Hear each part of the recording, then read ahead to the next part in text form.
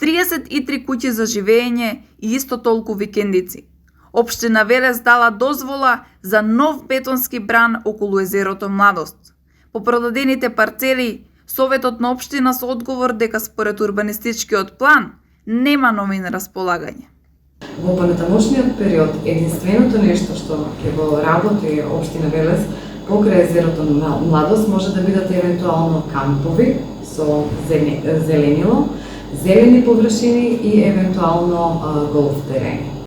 Додека општината гордо најавува дека со оваа ќе запре урбанистичкото населство на езерото Младост, екологистите сметаат дека секакви активности се вишок и оти се што е потребно е пошумување. Целосно поништување на зеленилото и езерото Младост да биде само една општина, не општина, него населба од згради и куќи и да не постои никакво зеленило. Со овакво темпо, мислам дека и за 10 години тоа ќе биде крајот. Локалната самоуправа нема нова студија на проценка за деградацијата на просторот, но уверуваат дека парцелите се продавале согласно деталниот урбанистички план и законските прописи.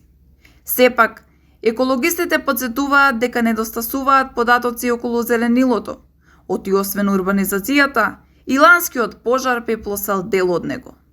Градбите се еден дел од да речеме, уништувањето на зеленилото на езеро Младост, меѓутоа, не знам колку сте запознати, минатата година имаше голем пожар на езерото Младост, кој што и така оштети голем дел од посадените дрвја.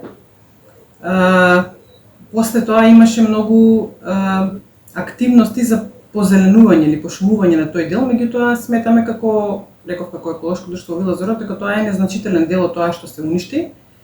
И со урбанизацијата, која што, пак ќе повторам, сметаме дека е повеќе од доволна на езеро, ќе се уништи и тој дел кој што може да се користи се. Од општината уверуваат дека низ годините сите пари заработени од урбанизацијата се потрошени на реинвестирање во животната средина и оти така ќе остане и понатаму. По продадените парцели и ликот на езерото кој постојано се менува, единствена надеж за зачувување на онаа што остана и дека околу 33 милиони денари од продадените парцели ќе се реинвестираат во негова поздрава еколошка слика. Со текот на годините, убавината едноставно се загрозува поради бројните градежни компании кои природата ја гледаат како прескапа прилика за пропуштање.